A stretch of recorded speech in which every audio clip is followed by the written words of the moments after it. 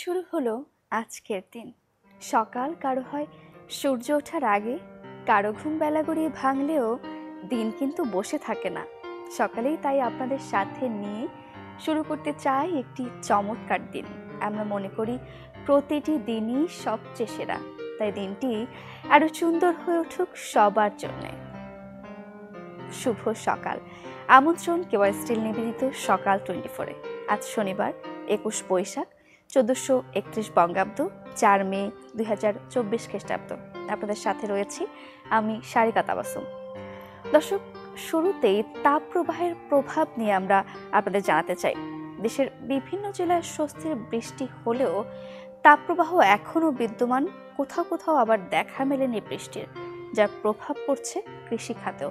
এ নিয়ে আমরা আরো খবর জানবো। আমরা চলে যাব নীলফামারীতে। নীলফামারী থেকে আমাদের সাথে যুক্ত হচ্ছেন সহকর্মী রায়হান শোভক্তকিন। রায়হান, বেশ কয়েকটি জেলায় বৃষ্টির দেখা মিললেও এখনো কিন্তু নীলফামারীতে সেরকম বৃষ্টির দেখা পাওয়া যায়নি।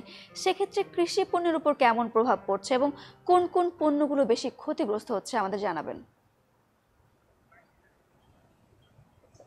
ধন্যবাদ সারিকা, শুভ সকাল আপনাকেও, দর্শকদেরও। আমি এই মুহূর্তে দাঁড়িয়ে রয়েছি নীলফামারীর ডোমার উপজেলায় একটা ধান ক্ষেতের মধ্যে। আমি একটা জিনিস আসলে দেখাতে চাই। তাপের প্রবাহের কথা, আমরা তাপের যে অবস্থা সেটা আলোচনার আগে আপনি কৃষি পণ্যের যে বিষয়টা বলেছেন, আমরা ধান ক্ষেতে রয়েছি, ধানের উপরেই একটা জিনিস দেখাবো। আমরা ঠিক এখানে একটু দেখাতে চাই এই যে এখন কিন্তু ধানের শীষ বেরিয়েছে, ধানের ফুল এসেছে। ধানের নতুন এই ধানের যে শীষগুলো পুষ্ট হতে কৃষি কর্মকর্তারা বলছেন যে জ্যৈষ্ঠ মাসের শেষ নাগাদ বা এটা পুষ্ট হতে জ্যৈষ্ঠ মাস পর্যন্ত আসতেই হবে, কমপক্ষে আরও 15 থেকে 20 দিন কমপক্ষে লাগবে এটা পুষ্ট হতে। এরকম একটা অবস্থায় নীলফামারীতে যে বৃষ্টির কথা আবহাওয়া অধিদপ্তর থেকে বলা হয়েছে যে 2 তারিখের পর থেকে সারা দেশে বৃষ্টিপাত হবে। 2 তারিখ পেরিয়ে আজকে 4 তারিখ হয়েছে, বৃষ্টিপাত কিন্তু নীলফামারীতে কোথাও হয়েছে বলে এরকম খবর পাওয়া যায়নি। তাপের কথা যদি বলি, নীলফামারীতে আজকে তাপমাত্রা এখনো আবহাওয়া অধিদপ্তর প্রকাশ করেনি, তবে গতকালকে তাপমাত্রা নীলফামারীতে সর্বোচ্চ ছিল 38.5 ডিগ্রি সেলসিয়াস রেকর্ড হয়েছে, আর সর্বনিম্ন তাপমাত্রা রেকর্ড হয়েছে 18। আপনি যদি লক্ষ্য করেন তাহলে যে তাপমাত্রার 18, সর্বনিম্ন তাপমাত্রা 18 এবং সর্বোচ্চ তাপমাত্রা 38.5, এরকম একটা অবস্থায় কিন্তু দ্বিগুণেরও বেশি এই তাপমাত্রাটা বেড়ে যাচ্ছে। সকালের দিকে তাপমাত্রা কম থাকছে, বিকালের দিকে তাপমাত্রা কম থাকছে, কিন্তু দুপুরের দিকে মধ্যাহ্ন যে সময়, সেই সময়টাতে তাপমাত্রা বেড়ে যাচ্ছে। এর সঙ্গে খাপ খাইয়ে না গাছেদের, প্রাণীদের, সবার জন্যই কিন্তু খাপ খাইয়ে নেওয়া অনেক কঠিন হয়ে গিয়েছে। মূলত আমরা যদি ধানের কথাতেই আসি, ধানের এই মুহূর্তে ফুল বেরোনোর সময়, ফুল বেরোচ্ছে, ধানে এখনো পুষ্ট হতে দেরি আছে। এইরকম সময় যে তাপমাত্রা, সহনীয় তাপমাত্রা 25 ডিগ্রি সেলসিয়াস তাপমাত্রা থাকলে ধান ফুল থেকে পুষ্ট হওয়ার জায়গাটা সহনীয় থাকে। কিন্তু আমরা 38 ডিগ্রি তাপমাত্রা যখন যাচ্ছি, তখন চিটে পড়বার একটা আশঙ্কা থাকছে। এই আশঙ্কা থেকে আবার তার সঙ্গে ঝড় বৃষ্টি হয়ে গেলে সেক্ষেত্রে এই ফুল ঝরে পড়বার একটা আশঙ্কা থাকবে। সেই আশঙ্কা থেকে কিন্তু অপুষ্ট ধান কোনো জায়গায় কোনো কৃষক ভয়ে কেটে ফেলছে, এরকমটাও আমরা দেখেছি। এই অবস্থায় কৃষি অধিদপ্তর বলছে যে পানি থাকতে হবে, জমিতে পানি থাকলে সেটাও বিদ্যুতের জন্য আসলে কঠিন হচ্ছে। এই প্রভাবগুলো পড়ছে, তার ফলে কিন্তু একটা জনভোগান্তির অবস্থা তৈরি হচ্ছে। সারিকে, এই হচ্ছে নীলফামারীতে কৃষির উপরে তাপদাহের অবস্থা এবং কৃষির উপরে তার প্রভাব। রায়হান, আপনাকে ধন্যবাদ। দর্শক, তীব্র তাপ প্রবাহের ফলে যে বিরূপ প্রভাব পড়ছে কৃষি পণ্যের উপর, আমরা তাই নিয়ে দেখছিলাম। এবার আমরা একটু আবহাওয়া বার্তায় চলে যাব। আবহাওয়া অধিদপ্তর থেকে জানানো হয়েছে গেল দিন অর্থাৎ শুক্রবার থেকে 3 দিন প্রায় সব বিভাগেই বৃষ্টি হওয়ার সম্ভাবনা রয়েছে। আবার কোথাও কোথাও আমরা দেখেছি রোববার তাপমাত্রা বাড়তেও পারে। চলুন আবারও আমরা একটু দেখে আসি আজকের পূর্বাভাসে কোন কোন জেলায় বৃষ্টির সম্ভাবনা রয়েছে কি নেই। সেই সাথে গেল 24 ঘন্টার তাপমাত্রার রেকর্ড তো আমরা দেখবই। ঢাকায় সর্বোচ্চ তাপমাত্রা রেকর্ড করা হয়েছে 38 ডিগ্রি সেলসিয়াস এবং সর্বনিম্ন 25 ডিগ্রি সেলসিয়াস। রাজশাহীতে সর্বোচ্চ তাপমাত্রা রেকর্ড করা হয়েছে 39.8 ডিগ্রি সেলসিয়াস এবং সর্বনিম্ন 20.4 ডিগ্রি সেলসিয়াস। রংপুরে সর্বোচ্চ 36 ডিগ্রি এবং সর্বনিম্ন 23.3 ডিগ্রি সেলসিয়াস। ময়মনসিংহের সর্বোচ্চ তাপমাত্রা রেকর্ড করা হয়েছে 37.2 ডিগ্রি সেলসিয়াস এবং সর্বনিম্ন 23 ডিগ্রি সেলসিয়াস। সিলেটে 34 ডিগ্রি সেলসিয়াসের বিপরীতে সর্বনিম্ন তাপমাত্রা রেকর্ড করা হয়েছে 23 ডিগ্রি সেলসিয়াস। চট্টগ্রামে 34.7 ডিগ্রি সেলসিয়াস এবং সর্বনিম্ন 22.4 ডিগ্রি সেলসিয়াস। খুলনায় 38.8 ডিগ্রি এবং সর্বনিম্ন 28.5 ডিগ্রি সেলসিয়াস। বরিশালে 37.2 ডিগ্রি সেলসিয়াসের বিপরীতে সর্বনিম্ন তাপমাত্রা রেকর্ড করা হয়েছে 26.6 ডিগ্রি সেলসিয়াস। দেশের সর্বনিম্ন তাপমাত্রা ছিল তেঁতুলিয়ায় 16.1 ডিগ্রি সেলসিয়াস এবং সর্বোচ্চ তাপমাত্রা ছিল যশোরে 41.8 ডিগ্রি সেলসিয়াস। আজ চট্টগ্রাম ও সিলেট বিভাগের কিছু কিছু জায়গায় এবং ঢাকা, ময়মনসিংহ, বরিশাল বিভাগের দু একটি জায়গায় অস্থায়ীভাবে দমকা, ঝোড়ো হাওয়া সহ বৃষ্টি, বজ্রসহ বৃষ্টি হতে পারে। সেই সাথে কোথাও কোথাও হতে পারে শিলাবৃষ্টি। এছাড়া দেশের অন্যত্র অস্থায়ীভাবে মেঘলা আকাশ এবং আবহাওয়া সাধারণত শুষ্ক থাকতে পারে। বিরাজমান তাপপ্রবাহে দেশের পূর্বাঞ্চলের কিছু কিছু জায়গায় প্রশমিত হতে পারে। সারা দেশে দিন ও রাতের তাপমাত্রা 1 থেকে 2 ডিগ্রি সেলসিয়াস হ্রাস পেতে পারে। আবহাওয়া বার্তাটি তো দেখে নিলাম, এবারে একটু পত্রিকার খবরগুলো জেনে নিলে কেমন হয়। চলুন তবে দেরি না করে আপনাদের সাথে নিয়ে দেখে নেই আজকের দিনের প্রধান প্রধান শিরোনামগুলো। আমাদের হাতে রয়েছে প্রতিদিনের মতোই কয়েকটি পত্রিকা। আমরা সমকাল দিয়েই শুরু করব। অপরিকল্পিত 4 প্রকল্পে গচ্চা 65 কোটি টাকা। 57 কোটি টাকার মেইনার সড়ক নির্মাণ অসমাপ্ত। 4 কোটি টাকার ফুট ওভারব্রিজ পরিত্যক্ত। মুখ থুবড়ে পড়ে আছে 28 লাখ টাকার বিন্না ঘাস প্রকল্প। 4 কোটি টাকার সুইমিং পুল ব্যবহার হয়নি একদিনও। আন্দোলনের তহবিল আত্মসাৎ বিএনপি নেতাদের। নির্যাতিতদের পাশে দাঁড়াননি। সবচেয়ে বেশি অর্থ লোপাট রাজশাহীতে। কোন্দলে জর্জরিত তৃণমূলের প্রতিটি স্তর। যোগ্য ও প্রভাবশালীরা কোন ঠাসা। রেলের বীমা আলোচনাতেই সীমাবদ্ধ, আসে না সিদ্ধান্ত। প্রক্রিয়া নির্ধারণ করতে পারছে না রেল কর্তৃপক্ষ। মহাপরিচালক বলছেন আগামী অর্থ বছরে চালু হবে। উত্তাপ বেড়েছে বাজারেও। এক সপ্তাহে দেশি আদা কেজিতে বাড়ল 130 টাকা। দাম বাড়ার তালিকায় পেঁয়াজ, কাঁচামরিচ, রসুন ও আলু। ব্যবসায়ীদের দাবি গরমে মুরগি মারা যাচ্ছে, সবজি তুলতে পারছেন না কৃষক। দর্শক, আমরা চলে যাব প্রথম আলোতে, দেখে নেব প্রথম আলোর প্রধান শিরোনামগুলো। দেশে দেশে ছড়িয়ে পড়ছে বিক্ষোভ। ফিলিস্তিনিদের জনগণের প্রতি সংহতি জানিয়ে ফ্রান্সের কয়েকটি বিশ্ববিদ্যালয়ের শিক্ষার্থীদের বিক্ষোভ। একটি ছবি এখানে দেখানো হয়েছে। প্রায় 2 সপ্তাহ আগে যুক্তরাষ্ট্রের নিউ ইয়র্কের কলাম্বিয়া বিশ্ববিদ্যালয়ে যুদ্ধবিরোধী এই বিক্ষোভের সূচনা হয়। উত্তরাধিকার বসাতে মরিয়া মন্ত্রী সংসদ সদস্যরা। 3 ধাপে মন্ত্রী সংসদ সদস্যদের 52 জন সন্তান, নিকটাত্মীয় ও স্বজন প্রার্থী রয়েছেন। শাস্তি দেওয়ার প্রশ্নে দলের শীর্ষ পর্যায়ে নমনীয়তার ইঙ্গিত। 3 ধাপে নির্বাচনে অন্তত 9 জন সন্তান চেয়ারম্যান প্রার্থী। যুক্তরাষ্ট্রে মারমুখী পুলিশ, আরও 400 গ্রেপ্তার। যুক্তরাষ্ট্রের বিভিন্ন বিশ্ববিদ্যালয়ে ইসরায়েল বিরোধী বিক্ষোভ দমনে পুলিশ আরও বেশি মারমুখী। দাপটে জয়ের শুরু বাংলাদেশের। তাসকিনের উদযাপন তো এমনই। গতকাল চট্টগ্রামে জিম্বাবুয়ের ক্লাইভ মাদানকে বোল্ড করার পর 3 উইকেট নিয়েছেন বাংলাদেশের ফাস্ট বোলার। গতকাল দুপুরে চট্টগ্রাম শহরে এক রেস্তোরাঁয় 2 বিদেশির সঙ্গে দেখা। দুজনেই যাবেন জহুর আহমেদ চৌধুরী স্টেডিয়ামে।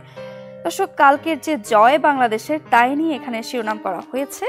আমরা চলে যাব কালের কণ্ঠে। ট্রেনে হতাহত বাড়ছে, বিমা ক্ষতিপূরণ নেই। বিমা করার প্রয়োজনীয় হয়ে উঠছে। আমরা বিষয়টি নিয়ে আলোচনা করছি, কিন্তু কোনো প্রক্রিয়া হবে তা এখনো নির্ধারণ করা হয়নি। আমরা প্রথম আলোতেও একই বিষয় নিয়ে শিরোনাম দেখছিলাম। শিশুদের টিকার সংকট, অভিভাবকরা উদ্বিগ্ন। সাম্প্রতিক টিকাদান কর্মসূচির আওতায় দেশে জন্মের পর থেকে 1.5 মাস বয়সী শিশুদের বিভিন্ন রোগের প্রতিষেধক টিকা দেওয়া হয়। তবে গত 8 মাস ধরে প্রতিষেধক পেন্টাভ্যালেন্ট ও পিসিভি টিকার সরবরাহ পর্যাপ্ত না থাকায় সময় মতো টিকা পাচ্ছে না অনেক শিশু। 12 মে পর্যন্ত নিয়মিত ঝড় বৃষ্টি হতে পারে। সিলেটে ঢলের আশঙ্কা। চলতি মে মাসের 12 তারিখ পর্যন্ত দেশের বিভিন্ন অঞ্চলে নিয়মিত কাল বৈশাখী ঝড় হতে পারে।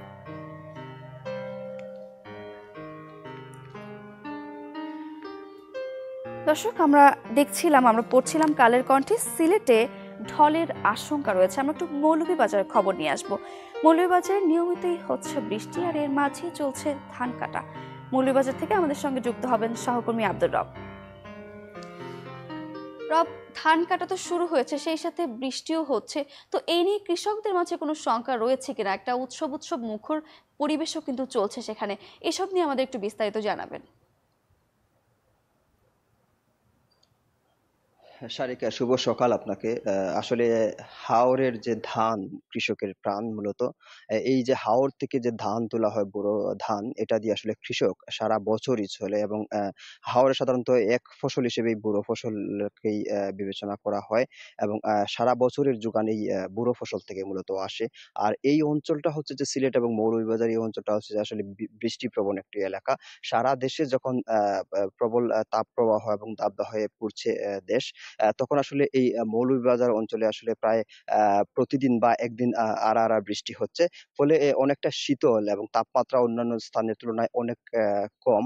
এবং এই বৃষ্টি যেমন অনেক দিক দিয়ে মানুষের বিভিন্ন উপকার হচ্ছে, আবার কিছু কিছু ক্ষেত্রে এই বৃষ্টির সাথে ঝড়ো বৃষ্টি এবং শিলাবৃষ্টির প্রভাবে অনেক ধানেরও ক্ষতি হয়েছে। তো আমরা যদি এই হাওর পাড়ের যে কৃষক, তাদের ধানের যে বিষয়টা যদি একটু বলি, যে আসলে বর্তমানে ধানের মৌসুম প্রায় ধান কাটা প্রায় শেষের দিকে বলা চলে। মৌলভীবাজার অঞ্চলে, হাওর অঞ্চলে প্রায় 85% ধান কাটা হয়ে গেছে। এবং হাওরের যে উপরি অংশ, সেই উপরি অংশে 25% ধান কাটা হয়েছে। এবং এশিয়ার বৃহত্তম হাওর হাকালুকি হাওরে প্রায় শতভাগ ধান কাটা হয়ে গিয়েছে।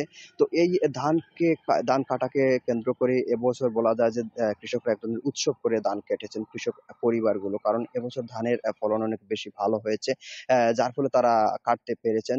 পাশাপাশি আবহাওয়ার একটা অনুকূল পরিবেশ থাকায়, বিশেষ করে বৃষ্টি হয়েছে, কিন্তু বৃষ্টি রাতে হয়েছে। ফলে দিনের বেলা তারা ধান কাটতে পেরেছেন, ধান শুকাতে পেরেছেন।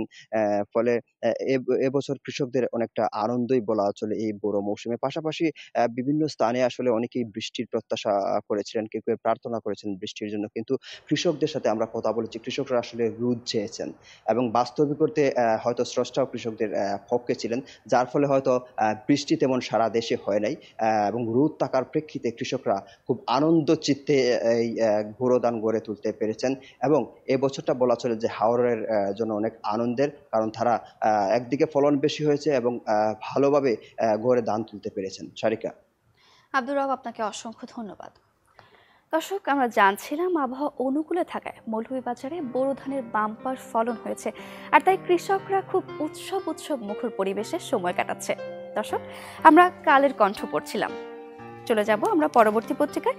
এবারে আমরা দেখব বণিক বার্তার শিরোনামগুলো।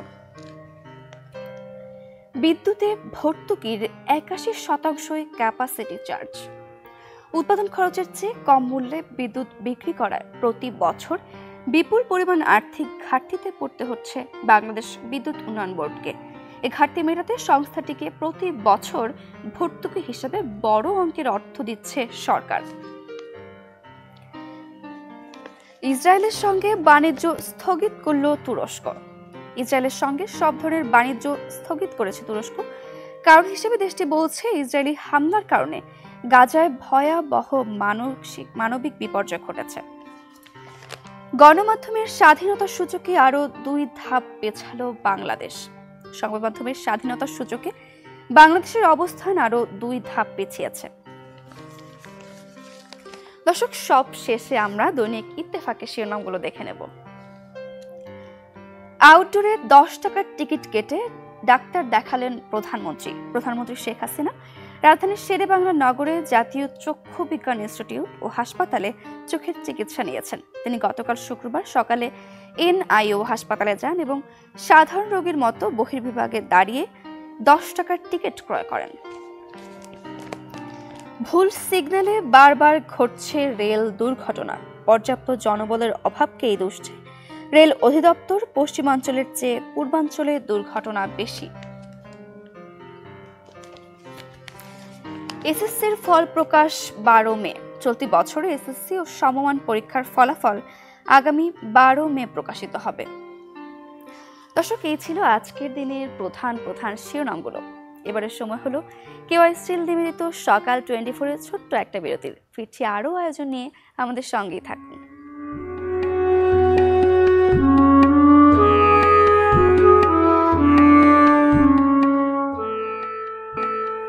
ফিরে এলাম বিরতির পর, আবারও আমন্ত্রণ কেওয়াই স্টিল নিবেদিত সকাল 24-এ। দর্শক, আমরা বলছিলাম তাপ প্রবাহ বেরিয়ে চলেছে। এদিকে সচেতন মানুষের মাঝে গাছ লাগানোর প্রবণতা কিংবা আগ্রহ দুটোই বেড়ে চলেছে। কিন্তু দিনাজপুরে একটি ভিন্ন চিত্র আমরা দেখতে পাই। দিনাজপুরে আঞ্চলিক সড়ক সম্প্রসারণের মাঝে কাটা হচ্ছে প্রায় 300 গাছ। এতে ক্ষোভ জানিয়েছেন স্থানীয়রা। এ বিষয়ে সড়ক ও জনপদ বিভাগ এবং জেলা পরিষদ দায় চাপাচ্ছে একে অন্যের উপর। আমরা একটি প্রতিবেদন দেখে আসব। তীব্র তাপপ্রবাহ থেকে বাঁচতে যখন গাছ রোপণে জোর দেওয়া হচ্ছে দেশ জুড়ে, তখন দিনাজপুরে কাটা হচ্ছে শত শত গাছ। দিনাজপুর বোচাগঞ্জ আঞ্চলিক সড়ক সম্প্রসারণের নামে কাটা হচ্ছে প্রায় 34 বছর পুরনো আম, কাঁঠাল, মেহগনি, কৃষ্ণচূড়া সহ নানা প্রজাতির গাছ। তথ্য মিলেছে, বোচাগঞ্জ উপজেলায় মোট 7টি আঞ্চলিক সড়ক সম্প্রসারণে প্রায় 300টি গাছ কাটার পরিকল্পনা নেওয়া হয়েছে। অভিযোগ, সড়ক সীমানার বাইরেও কাটা হচ্ছে বেশ কিছু গাছ। এটা খুব অন্যায়ভাবে রাস্তার গাছগুলো কাটছে, বা যেখানে রাস্তা বাড়া হয় সেখানে কাটতে হতো। তো রাস্তা থেকে 10 ফিট দূরে ফাঁকে আছে, সেই গাছগুলো কাটা হলো। গাছ থাকলে আমরা একটু রাস্তার সাইডে আমরা দাঁড়াইতে পারতাম, একটা যাত্রী আমরা পার্কিং দিতে পারতাম। এই গাছ কাটে দিচ্ছে, এখন আমাদের খুবই সমস্যা হচ্ছে। যেটা গাছ না কাটলে রাস্তাটা হবে না, সেই গাছটাই কাটতে পারে তারা। কিন্তু ইনারা 10 ফিট 20 ফিট কোরানে কাটে চলে যাচ্ছে, কেন কাটতেছে তারাই বুঝে। যদিও ঠিকাদার প্রতিষ্ঠানের দাবি, নিয়ম মেনে কাটা হচ্ছে গাছগুলো। আমরা টেন্ডারের মাধ্যমে গাছগুলো নিচ্ছি, সরকারি নিয়ম অনুযায়ী, অফিসিয়াল সিস্টেম অনুযায়ী আমরা গাছগুলো নিচ্ছি, নিয়ে অফিসিয়াল অর্ডারের ভিত্তিতে আমরা গাছগুলো কাটতেছি। সড়ক সম্প্রসারণে গাছ কাটার বিষয়ে জানতে চাওয়া হলে মুখোমুখি সড়ক ও জনপদ বিভাগ এবং জেলা পরিষদ। সড়ক উন্নয়নমূলক কাজের স্বার্থে সেখানে হচ্ছে কিছু গাছ বাড়ছে, সেটা জেলা পরিষদকে চিঠি দেওয়া হয়েছে। জেলা পরিষদ তারা নিলামে ডেকে তারা হয়তো গাছ কাটতেছে, এটুকু। গাছ কাটার সমস্ত দায়িত্ব জেলা পরিষদ, আমাদের এখানে অন্য কোনো ফাংশন নেই। রোডস এন্ড হাইওয়ে থেকে একটা রিকুইজিশন আসছিল, ওনাদের রিকুইজিশন মতে আমরা টেন্ডার দিয়ে দিচ্ছি আর কি। আমি নিজে অনেক জায়গায় আমি কথা বলছি ওই ইঞ্জিনিয়ারদের সঙ্গে, যে যেটা আমার কার্পেটিং থেকে অনেক দূরে, সেই গাছ আমার কাটার দরকারটা কি, তারা সঠিক উত্তর আমার আসলে দিতে পারে নাই। বোচাগঞ্জ উপজেলা সড়ক সম্প্রসারণে গাছ কাটা টেন্ডার হয়েছে চলতি বছর 4 ফেব্রুয়ারি। 16 এপ্রিল থেকে গাছ কাটা ও অপসারণের জন্য দেওয়া হয়েছে 10 কার্য দিবস। বিপুল সরকার সানি, চ্যানেল 24, দিনাজপুর। দর্শক, সকাল সকালই আপনাদের একটু ইলিশের বাজার নিয়ে যাব। আপনারা এর মধ্যে জানেন 1 মে থেকে নিষেধাজ্ঞা শেষে ধরা হচ্ছে ইলিশ, কিন্তু চড়া মূল্যে কিছুটা বিমুখ ক্রেতা। ছুটির দিনে চাঁদপুরে ইলিশের বাজারের খবর জানতে আমরা সরাসরি চলে যাব সেখানে। আমাদের সাথে যুক্ত হচ্ছেন সহকর্মী ইমরান আল শোভন। শোভন, 2 মাস ইলিশ ধরা নিষেধাজ্ঞা ছিল কারণ ইলিশের উৎপাদন বাড়ানোর জন্য, কিন্তু সেই রকম আশানুরূপ ইলিশ উৎপাদন হয়েছে কিনা, এবং আমরা বলছিলাম ইলিশের দাম চড়া, সেক্ষেত্রে ক্রেতাদের কেমন প্রতিক্রিয়া দেখছেন? বর্তমানে চাঁদপুরে ইলিশের দাম বেশ চড়া, বলতে গেলে সাধারণ মানুষের ক্রয় ক্ষমতার বাইরে ইলিশের দাম। আপনি জানেন গত 2 মাস, মার্চ এপ্রিল, এই 2 মাস ইলিশ অবশ্রম কর্মসূচির আওতায় ইলিশের পোনা জাটকা রক্ষাকল্পে চাঁদপুরের পদ্মা মেঘনা নদী 70 কিলোমিটার এলাকা সকল ধরনের মাছ ধরা নিষিদ্ধ ছিল। জেলেদের প্রত্যাশা ছিল গত 1 মাস মে থেকে যে মাছ ধরা শুরু হয়েছে তারা কাঙ্ক্ষিত ইলিশ পাবে, কিন্তু জেলেদের জালে সেই কাঙ্ক্ষিত ইলিশ ধরা পড়ছে না, যার কারণে এর ব্যাপক প্রভাব পড়তে শুরু করছে বাজারে। তা আমি এই মুহূর্তে রয়েছি চাঁদপুর জেলাশহরের অন্যতম একটি বৃহৎ মৎস্য আড়তে, যে আড়তে প্রতিদিন গড়ে 200 থেকে 300 মণ ইলিশের আমদানি হতো, সেখানে বলতে গেলে ইলিশের আমদানি এখন শূন্যর কোঠায়। তো আজকের বাজারের দরটা যদি একটু জানাই, বর্তমানে 1 কেজি থেকে 1.5 কেজি পরিমাণ যে ইলিশটি রয়েছে সেটি বিক্রি হচ্ছে 2400 থেকে 2500 টাকা দরে। আর এছাড়া 800-900 গ্রামের যে ইলিশটি রয়েছে সেটি বিক্রি হচ্ছে 1600 থেকে 1800 টাকা দরে। এছাড়া 600 থেকে 700 গ্রামের যে ওজন ইলিশ রয়েছে সেটি বিক্রি হচ্ছে 1000 থেকে 1200 টাকা দরে। ব্যবসায়ীরা বলছেন ইলিশ সরবরাহ কম থাকার কারণে এই ইলিশের এই ব্যাপক ঊর্ধ্বমুখী। আমি এই বিষয়ে জেলা মৎস্য বিভাগের সাথে কথা বলেছি, তারা বলছেন মূলত এখন ইলিশের মৌসুম না, আর এবার ইলিশের যে নিষেধাজ্ঞা ছিল 2 মাসের, সেই অভিযান তারা ব্যাপক সফল হয়েছে এবং যার প্রভাব আগামী 2 মাস পরে বাজারে পড়তে শুরু করবে। আর এর মাঝে যদি স্বাভাবিক স্বাভাবিক বৃষ্টিপাত যদি হয় ব্যাপক আকারে তাহলে নদীতে মাছের আমদানি বৃদ্ধি পায় এবং আমদানি বৃদ্ধি পেলে ইলিশের যে এখন যে ঊর্ধ্বমুখী দাম রয়েছে তা সাধারণ মানুষের হাতের নাগালে চলে আসবে। তো এই ছিল চাঁদপুর থেকে সর্বশেষ খবর। আলিমান শোভন, আপনাকে অসংখ্য ধন্যবাদ। দর্শক, ইলিশের বাজার নিয়ে জানাচ্ছিলেন সহকর্মী আলিমান শোভন। এবার আমরা চলে যাব জন্মদিনে।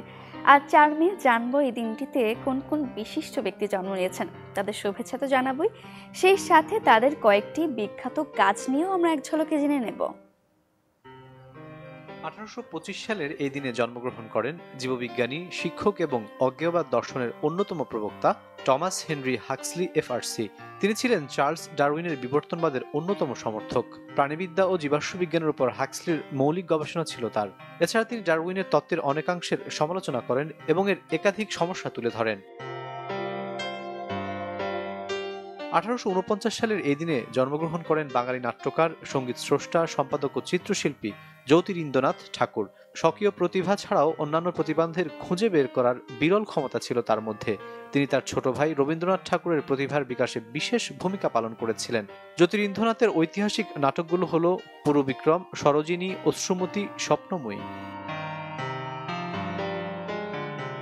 1929 সালের এই দিনে জন্মগ্রহণ করেন ব্রিটিশ অভিনেত্রী অড্রি হেপবার্ন। হলিউডের স্বর্ণযুগের সময় সক্রিয় থাকায় হেপবার্ন একজন চলচ্চিত্র ও ফ্যাশন আইকন হিসেবে খ্যাতি অর্জন করেন। তিনি আমেরিকার ফিল্ম ইনস্টিটিউট কর্তৃক মার্কিন চলচ্চিত্র ইতিহাসের 3য় সেরা নারী কিংবদন্তি হিসেবে স্বীকৃতি পান। অনেকের মতে তিনি সর্বকালের অন্যতম প্রকৃতিগতভাবে সুন্দর নারী। 1972 সালের এই দিনে জন্মগ্রহণ করেন সঙ্গীতশিল্পী Christopher Dwayne Tomlin. How great is our God এবং হুম শ্যাল আই ফিয়ার তার সবচেয়ে পরিচিত কিছু গান। টমলিন 23টি প্ল্যাটিনাম অ্যালবামের জন্য সেরা সমসাময়িক খ্রিস্টান মিউজিক অ্যালবামের জন্য একটি গ্র্যামি পুরস্কার পেয়েছেন। টমলিনের 2013 সালের অ্যালবাম বার্নিং লাইটস বিলবোর্ড 200 চার্টে 1 নম্বরে আত্মপ্রকাশ করে। দর্শক, বিশিষ্ট জন তো বটেই, সেই সাথে আপনারা যারা আমাদের সাথে রয়েছেন তাদেরকেও জানাই আপনাদের যাদের জন্মদিনের শুভেচ্ছা। দর্শক, এবারে সময় হলো বিদায়ের, কিন্তু বিদায়ের এই বেলায় আমরা একটা গান শুনবো। চ্যানেল 24 আর্কাইভ থেকে একটি গান শুনতে শুনতে আজকের আয়োজন থেকে বিদায় নেব। দর্শক, দেখা হবে আগামী পর্বে নতুন নতুন সব আয়োজন নিয়ে। সেই পর্যন্ত ভালো থাকবেন, সুস্থ থাকবেন। শুভ সকাল।